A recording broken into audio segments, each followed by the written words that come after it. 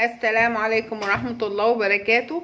لو أول مرة بتشوفوا قناتي، أنا مروة شومان. طبعا الشتاء وجمال وخضار الشتاء، شايفين الجمال ده؟ هنعمل شوية خضار سوتيه ولا أحلى. يلا كده بسرعة نشوف عملناهم ازاي. بسم الله الرحمن الرحيم. بسم الله الرحمن الرحيم.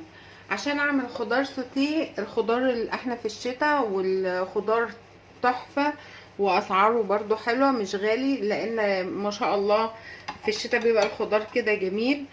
هحتاج عشان اعمل خضار سوتيه هحتاج جزر، هحتاج فاصوليا، هحتاج كوسه، هحتاج بروكلي، هحتاج بصلايه كده متقطعه شرايح، وقطعه من الزبده، وملح وفلفل، بس كده.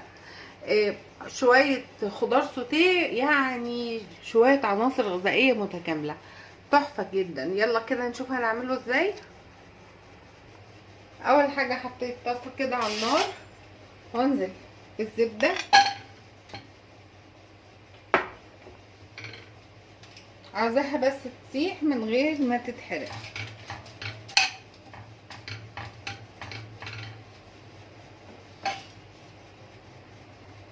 ساحت اهي. هنزل بايه؟ بالبصل، تقليبه صغيره كده، تشويحه. انا مش عاوزاه لا يتحمر ولا اي حاجه، تشويحه بس كده. بعد كده انزل بايه؟ بالجزر. انا مرتباه اهو،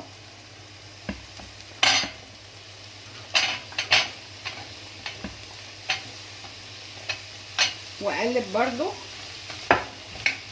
لا طبعا كله سوا غير بعضيه، يعني الفاصوليا والجزر بيغيبوا شويه عن الكوسه والبروكلي. البروكلي ده على فكره انا منزلاه بس في ميه مغليه ومطلعاه، يعني اخدر لانشيه كده سريع. شايفين بالشكل ده؟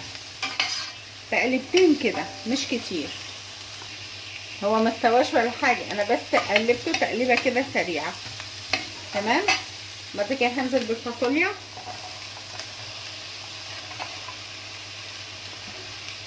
واستمر في التقليب. هلاحظ ان لون الفاصوليا هيبدا يغير، ده اللي انا عاوزاه.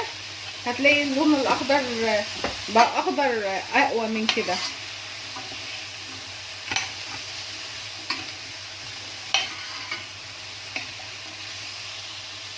اهو تقلبتين كده بنلاحظ حتى ان لونه غير.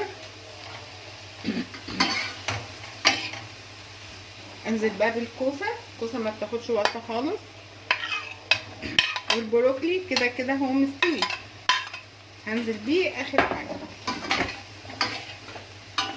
على فكره ممكن تقطعيها شرايح طوليه، وممكن كده زي ما انت عاوزه. انا بحبها كده، بياكلوها بالشوكه كده، يعني بتعجبهم.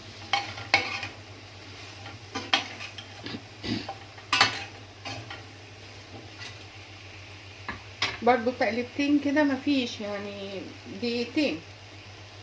ممكن نهدي النار خالص ونغطي عليها كده. ابدا ابهرها بالملح والفلفل. ده فلفل اسود اهو، شويه من الملح. هنستمر كده في التقليب.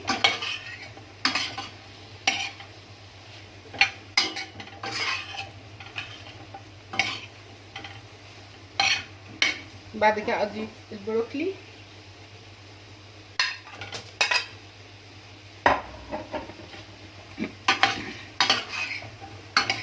اقلب بالشكل ده. هو الخضار مش بيبقى مستوي، لا بيبقى فيه قرشه كده شويه، بس يبقى طعمه حلو قوي بقطعه الزبده دي، احلى من اللي على البخار بكتير بكتير قوي. اهو شايفين؟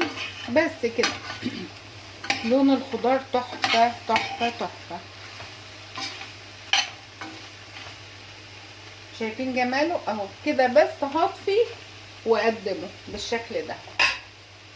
عجبتك الوصفه النهارده السريعه دي؟ لايك وشير وتفعيل الجرس عشان نوصل كل جديد. نتقابل في وصفه تانية باذن الله، والسلام عليكم ورحمه الله وبركاته.